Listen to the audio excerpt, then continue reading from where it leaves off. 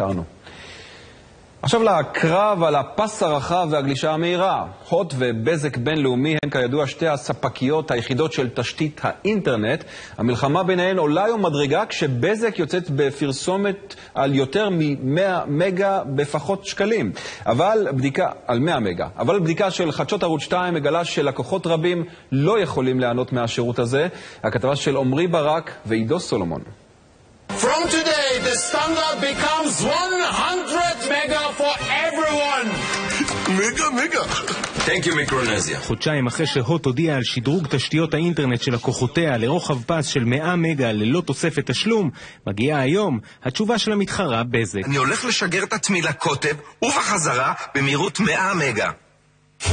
בבזק מבטיחים היום תשתית אינטרנט במהירות של 100 מגה במחיר של 100 שקלים בלבד. הנחה של בין 30 ל-50% ממחיר התשתית שהציעו שם עד היום. אבל לפני שאתם מתקשרים להזמין את השירות, כדאי לבדוק אם באזור שלכם אפשר בכלל ליהנות ממהירות כזאת. אני גר בפלורנטין, ברחוב ויטל. בפלורנטין יש עד 5 מגה לפי מה שאני יודע. אז המבצע הזה בכלל לא תקף בשבילי. תשמע, אין לך באזור. אבל אתם כתבתם כאילו שזה 100 מגה לכל הארץ. לא, אבל זה בפרסומת למי שתומך. כמה מקומות בארץ תומכים? מעט, אני אגיד לך את האמת, לא הרבה. ניסינו גם כתובת באשדוד. אין לך 100 מגה, יש לך 20 מגה הכי גבוה. ברגע שיהיה אצלכם מהירות יותר גבוהה, אנחנו נודיע לכם. כמה זמן זה ייקח? אנחנו לא יודעים.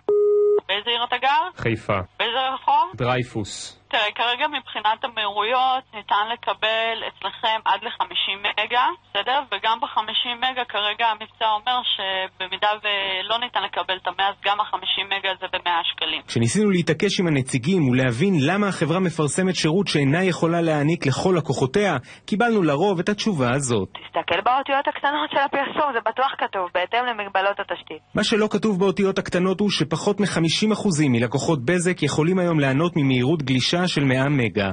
ועוד פרט שבבזק בחרו שלא להבליט הוא מחיר הנתב, הראוטר, שנצטרך לקנות כדי ליהנות ממהירות גלישה גבוהה. כ-600 שקלים בפריסה ל-24 תשלומים חודשיים. כל עוד נשלם לבזק, נהנה מהחזר מלא. אך אם נבחר להתנתק... אם אתה מתנתק לפני תום השנתיים, אתה פשוט צריך לשלם עליו את יתרת התשלומים עד תום השנתיים בלי לקבל את הזיכוי. זאת אומרת, כנס יציאה בתחפושת. זה בהנחה כמובן שהיינו בין בני המזל שיכולים מלכתחילה להתחבר לשירות.